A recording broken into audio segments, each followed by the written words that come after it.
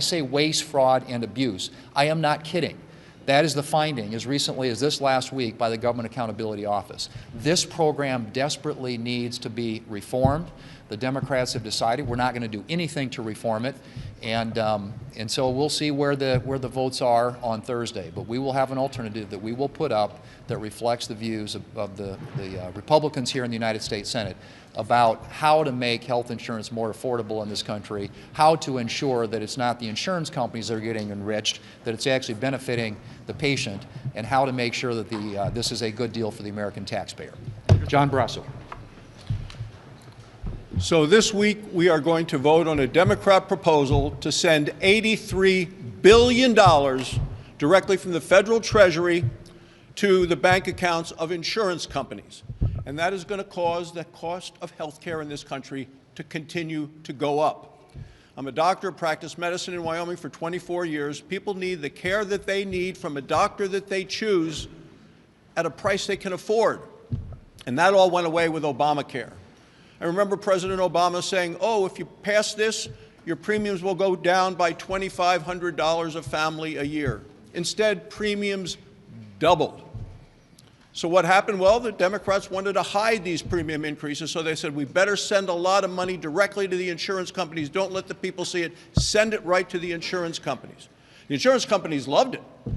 Premiums went up 221%, and the stock of the insurance companies went up 500% to 1,000%. That's what happened with Obamacare. And now at this point, over 90% of premiums are subsidized by the federal government. Obamacare was always pricey. It was never affordable. And then during COVID, people saw this and said, well, Democrats said, this is bad. Its prices keep going up. What do we do? They said, we need to put new subsidies on top of the old subsidies, and that is the Biden COVID bonus subsidies. Those are the ones that are expiring at the end of this week. What happened? Well, the Democrats chose that date for expiration, but they also removed any income limits. You can make $1 million a year, and you're still getting all the subsidies from the federal government paid in your name directly from the government to the insurance companies. And now they want to send another $83 billion. That's going to be the vote this Thursday. They're not going to pay any attention to the reforms that are needed because of the waste, the fraud, the abuse, and the corruption. And in just today's Washington Post, the editorial in today's Washington Post, Obamacare subsidies make it too easy to scam the system. That's what's happening. This system is full of waste, fraud, and abuse because they make it too easy to scam the system. Well, I oppose sending these payments directly from the federal government to the insurance companies. They shouldn't be rewarded for what they have done. Money should go directly to patients so they can make their own decisions. And that'll drive down costs, make insurance companies compete to the people that are actually paying the bills, the taxpayers. Make them offer things that those patients want to have insurance, not held hostage in the straitjacket of the one-size-fits-all that is Obamacare that is hurting our country today. Leader Thune, good afternoon. Can you speak for a moment to the political concerns of vulnerable Republicans if Obamacare, health care, these subsidies aren't addressed in some form going into 2026? The President's talking about affordability. Mm-hmm. The President's talking about affordability. What happens to your side if you don't address this? Well, and so are we, and which is why the proposal we will put out there will actually drive premiums down. And that is in stark contrast to, as Senator Barrasso just pointed out, a program that since its inception has increased costs, premiums in the individual marketplace 221%.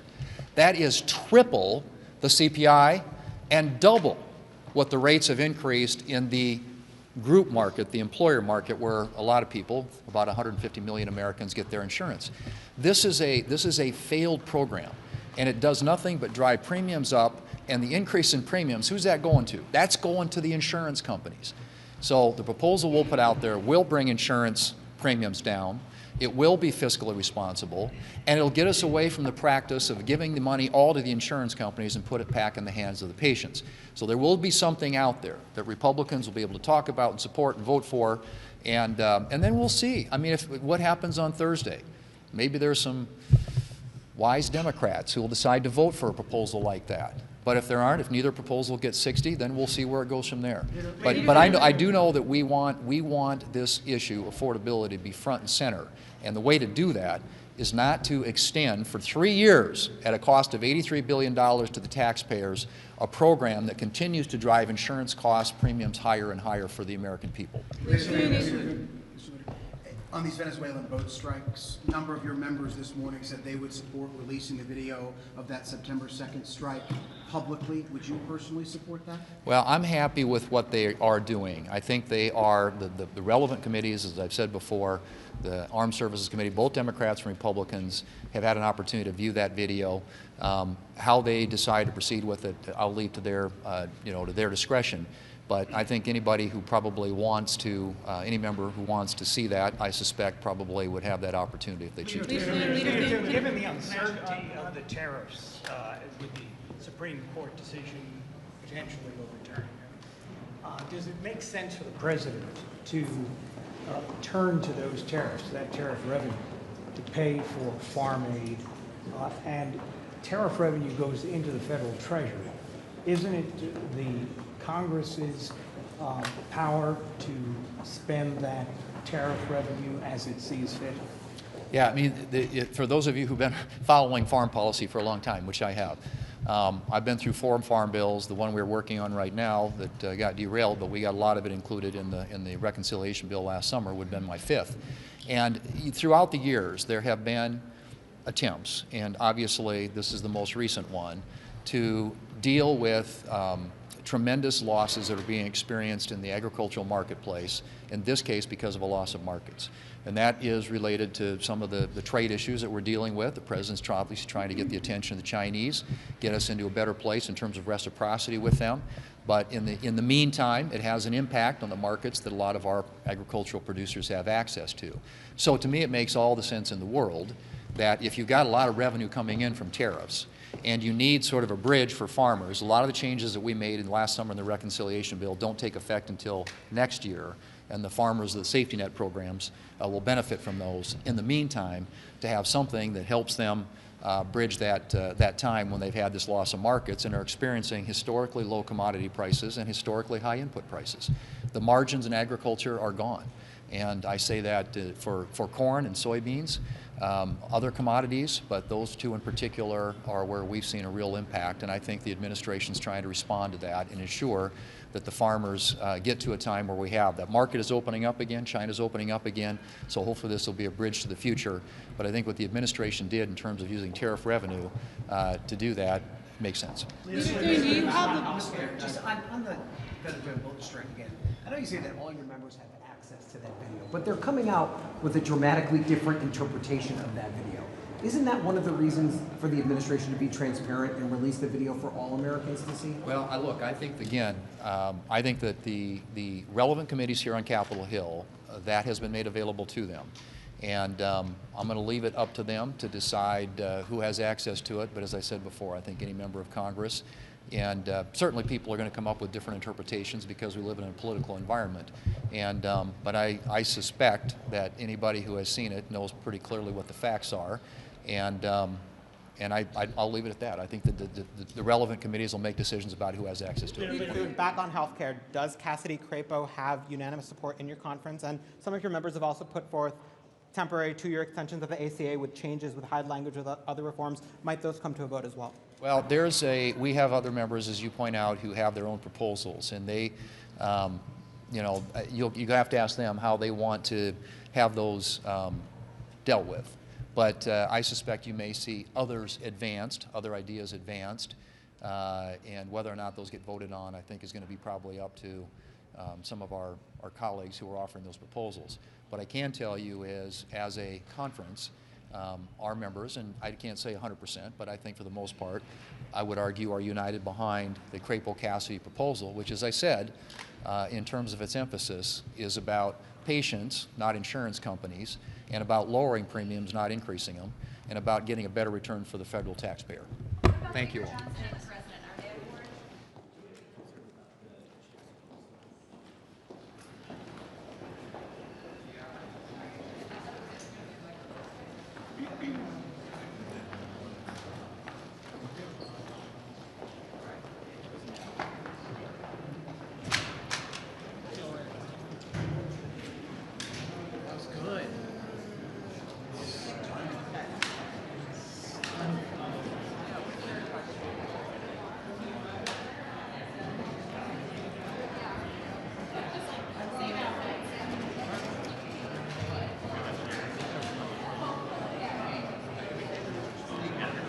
Hello? Both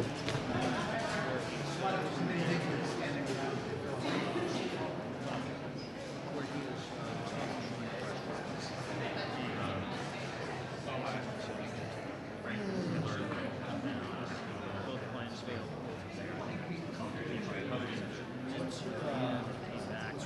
And said something about both people most support in our conference with the cast bill and that sort of thing. So Oh, I know. I want to get everything. If your Buzzy Bubble was hanging down that sign on the door that says that, I would accept it. I think there was a problem there. Double check that right now.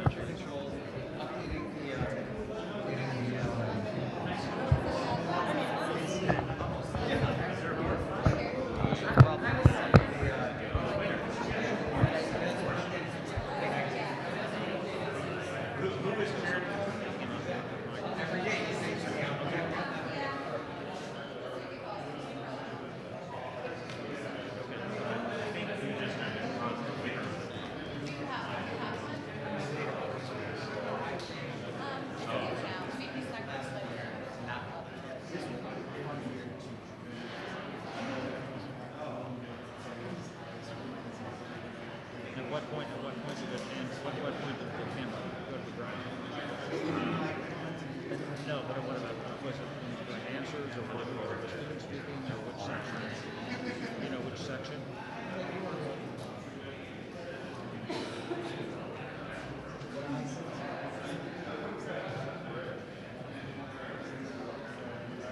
Okay. Okay, got it. Okay, because there were two things.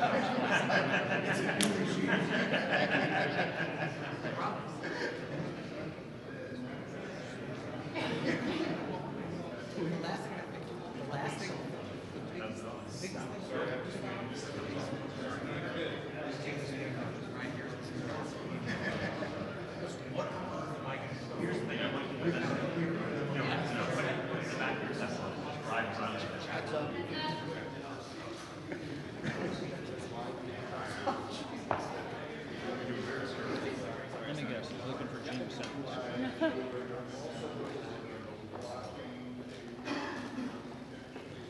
We thought you were looking for Gene Simmons. He was just here a minute ago. I missed him at the Kennedy Center. Okay, I want to thank Senators Wyden, Ossoff, and also Brooks for being here. Now, today, Trump will travel to Pennsylvania to pretend he's lowering costs for Americans and to try to convince the American people he's lowering their costs. But Americans can see their bills. They have to pay them every week. And they know he's the one driving these costs up. Trump, this isn't a messaging problem. It's a kitchen table reality. And the American people are feeling the pain that Trump caused. His tariffs have jacked up the price of everything from groceries to clothing to energy and so much more. His trade war hammered farmers so badly, he's now using $12 billion in taxpayer money to clean up the disaster he created. And there aren't enough speeches in the world to paper over the fact that Trump has sent costs up, not down, and the American people know it. But it's not too late. Republicans have one chance left to do something meaningful to lower costs, and that chance is simple. Work with Democrats to extend the ACA premium tax credits before they expire. Democrats have put forward the cleanest, fastest, most realistic solution, a 3-year extension of the current tax credits. No gimmicks, no poison pills. We'll move to vote on Thursday. Republicans have had all year to avoid this premium crisis. They ignored every warning. Every Democrat is united behind this fix. Republicans can't support anything that would bring meaningful relief to American people. Republicans are the reason we're now staring down a health care emergency. The choice is simple for them. Vote with Democrats to keep costs down, or vote to send premiums through the roof. And make no mistake, our proposal is the only realistic path left to prevent premiums from going up. First, it's a clean, straight extension of current law. Second, it directly tackles the premium spike. And third, every Democrat supports it, so it can pass the minute Republicans stop blocking it. On the Republican side, their story is very different. Their phony proposal is dead on arrival. One of the possibility they're considering, the Crapo-Cassidy bill, would not extend the ACA tax credits for a single day. That's what's driving the price up, and they're doing nothing about it. The bill not only fails to extend the tax credits, it increases costs, adds tons of new abortion restrictions for women, expands junk fees, and permanently funds cost-sharing reductions. Their bill is junk insurance. It's been repudiated in the past. The American people will repudiate it once again because it is junk insurance that puts the burden on people. We should call it what it is: misdirection, smoke and mirrors, a cover-up, blocking the ACA tax credits that keep health care costs down. Our bill keeps premiums down. Their chaos sends premiums up. Republicans have 48 hours to choose. Join Democrats and stop the spike, or stick millions of Americans with higher costs. This is their last chance before January 1st, when the American people have to pay these bills. Now, finally, this afternoon, Secretaries Hegseth and Rubio and top officials will brief the Gang of Eight, and I'll be there. I plan to confront Secretary Hegseth on exactly what the hell is going on in the Caribbean. I plan to demand Secretary Hegseth give the total, unedited videos of what happened in the September 2nd boat strikes. Trump originally agreed to do this, but now they're afraid. What's Hegseth hiding? And second, I will demand of Rubio and Hegseth what the hell is going on in the Caribbean and in Venezuela. What are their plans? How far do they plan to go? Trump has already talked about Venezuela waters and even going attacking Venezuela on land. How far do they intend to go? And when Trump says these crazy things, does he really mean them? And will he drag America into an endless war? It's about getting truth for the American people. The American people are entitled to see the unedited videos. Last week, Trump said he'd have no problem releasing the videos. Then yesterday, he walked back his statement, claiming he said it was fake news. You know, this guy's amazing. He said it. It's on the air. Millions saw it. Now he says it's fake news, even though he said it. It means he's a fake. Let's be clear. The only way to bring clarity is to release the full unedited tapes. That's why the NDA included a provision requiring the Pentagon to hand the tapes over. If they don't, Pete Hegseth's travel budget gets slashed 25%. And this proposal had the support of Democrats and Republicans, including Wicker, including Republicans in the House and Senate. It shows you that both parties are united that these videos ought to be released so the American people can see them. Congress is united in demanding transparency. I strongly support this provision, fought to keep it in the bill. Trump, Hegseth, Rubio must do the right thing, and they all must release the tapes and tell the American people the truth the people deserve to hear. Senator Wyden. Thank you, Leader. So, unless the Senate and the House act this week, in a few days, millions of Americans are going to face a god-awful choice. Do they pay thousands more to keep my health care, or do I take the risk of going without?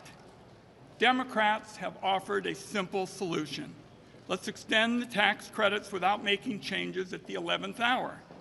After that, let's see where we can work together to make the health care system better.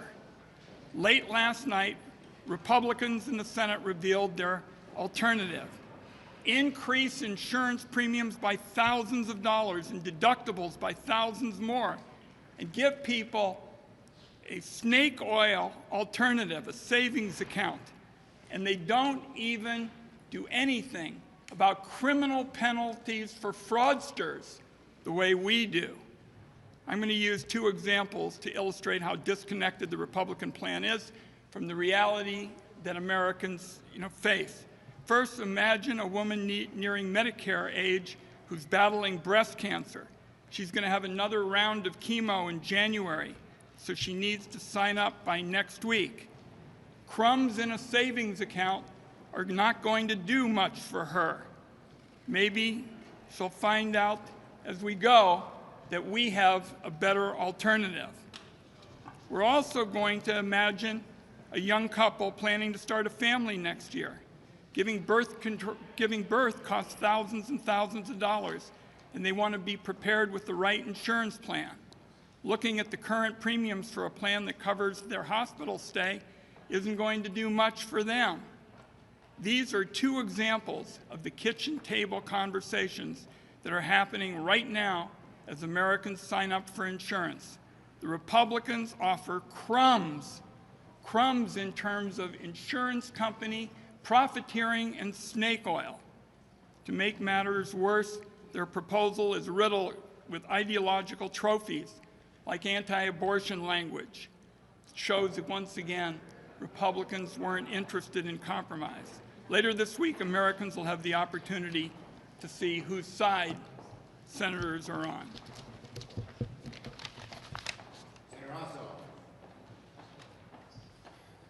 Good afternoon. Thank you all for being here. It might be helpful just to take this conversation out of Washington and invite you down to Georgia, where I'm hearing from constituents every day what this is going to mean for them right now. I heard just a few days ago from one of my constituents, a single mother with 4 children, who gets her insurance through the Affordable Care Act exchange. And her medication costs $20,000 per dose. She needs 4 doses per year. Her premiums are about to go up by 500%. I heard from another constituent a few days ago, a woman in her early 60s who waits tables for a living, who's fighting breast cancer. She needs chemo monthly. Her premiums are now going to be $500 per month. She can't afford it. She's going to have to give up her insurance in the middle of chemotherapy while she's fighting breast cancer. What are people supposed to do when they lose health insurance in the middle of a cancer battle? What are parents supposed to do who already can't make ends meet, who are going to see their premiums go up 500% when they need life-saving medicine that without insurance costs $80,000 per year? So in this building, maybe it's about the politics, but in the real world and in Georgia, this is life or death.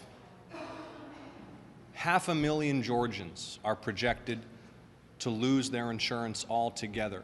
Millions more will see huge increases in their health insurance premiums. My constituents cannot afford this.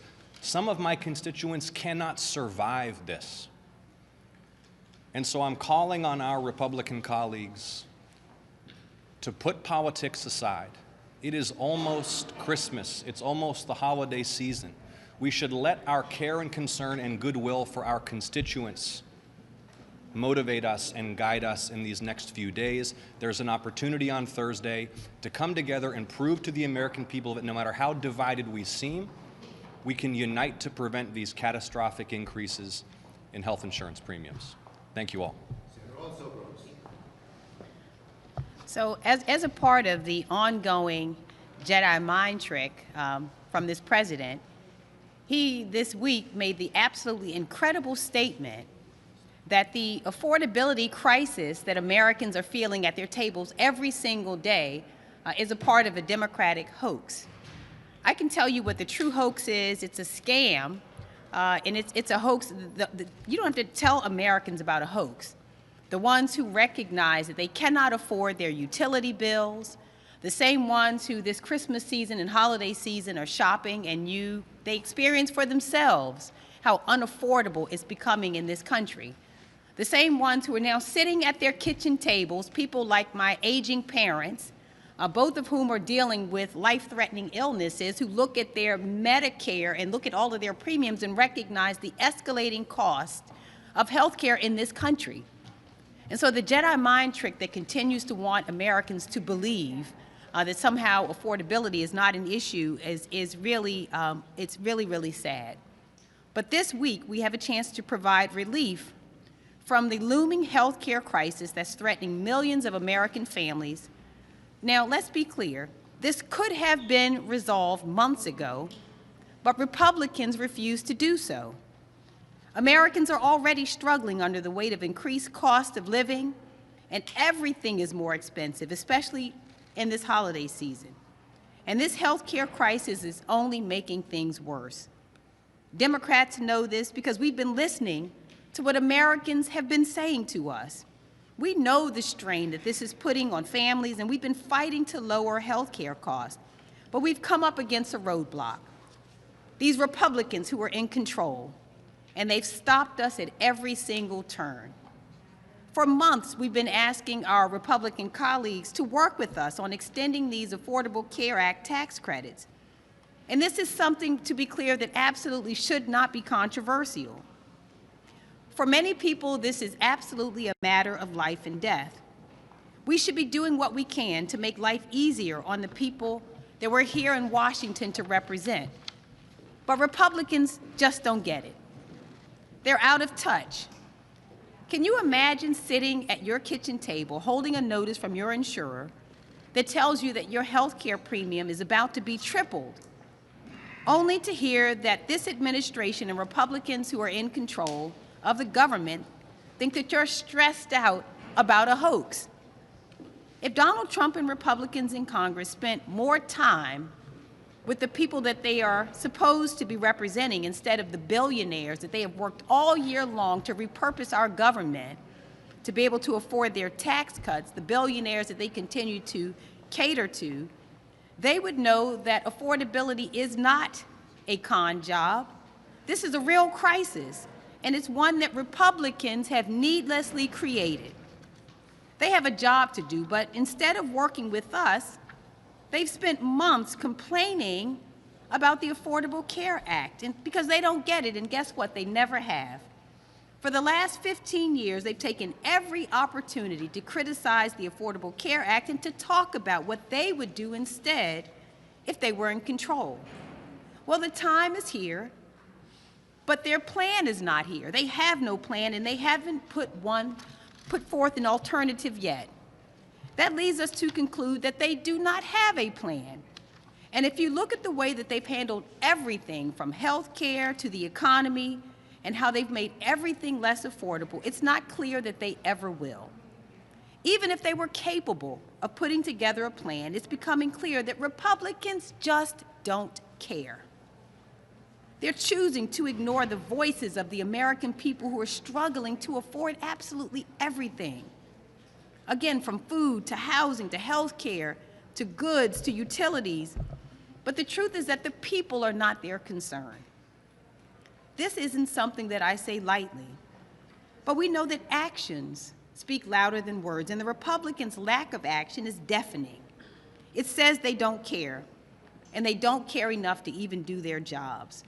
Since they don't care enough to put together a plan, we've done the work and offered them a simple one. Extend the ACA tax credits for 3 years. That way, premiums don't skyrocket and overburden families across this nation. And while the extension is in place, well then let's work together to make health care more affordable and more accessible. This is the Republicans' latest chance to speak with their actions and show who they stand with. But no matter what they decide, we know where we stand. We are on the side of the American people. We're going to fight to lower costs and to make life better for families. And we're going to keep sharing our vision for a more affordable America. Thank you, Senator. Also, Brooks. Okay, we're ready for questions. Yes. On this briefing that you're about to have with the national security leaders, how concerned are you about the possibility of a ground war in Venezuela? And what will you press the Secretary of Defense and others on in terms of what rationale they would have to take that step? First, we're very concerned. You've heard Trump's musings, ministrations, contradictions on what he would do. And he's the president, and they all listen to him. So we are very, very concerned. To go into war, land war, in Venezuela is an act of war. That is Congress's right. And Senator Kaine and myself and two others, Schiff and Rand Paul, have the War Powers Act ready to be introduced on the floor of the Senate. We hope Republicans will join us in that vote. Leader Schumer. Yes. Last week, you told us that one of the reasons that there hadn't been meaningful negotiations is because Republicans hadn't put out their proposal. Now that that's out, do you see any path forward to find something in between these two proposals, or is it one or the other? Their plan is a non-starter. They even know it themselves. They're so struggling that they couldn't come up with a real plan, that instead of the total embarrassment of having no plan, they have the total embarrassment of having a plan that's been rejected over and over again, that doesn't lower health care costs, that doesn't extend the ACA 1 day, which is what the American people are asking for, and has all these poison pill riders, such as abortion, which they know are killer amendments. So is there any path to negotiation? Next. I was just going to ask you about Look, negotiations, we're always willing to sit down and negotiate with someone who would lower costs. Their bill was absolutely not lower costs. It would raise costs for the American people. Yes, I was just going to ask you about the Hyde language and stricter abortion limitations that Republicans are demanding as a price for any kind of ACA funding extension.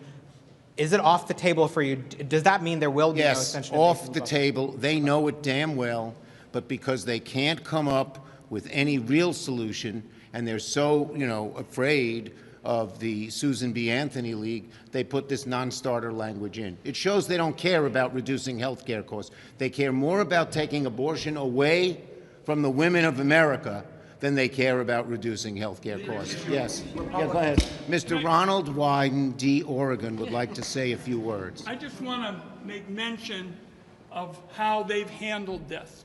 They said their #1 priority at the outset of these negotiations was fighting fraud.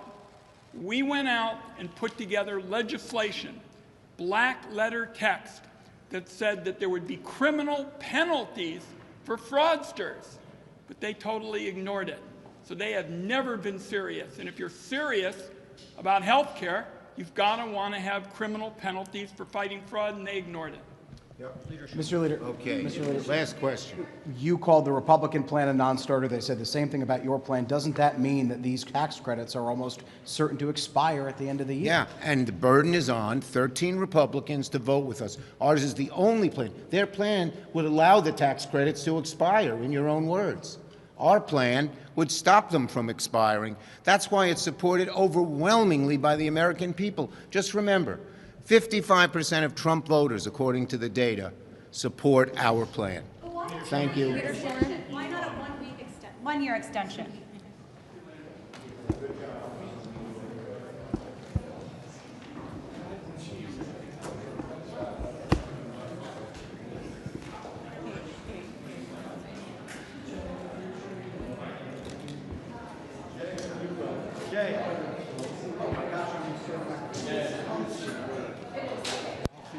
Yes, please.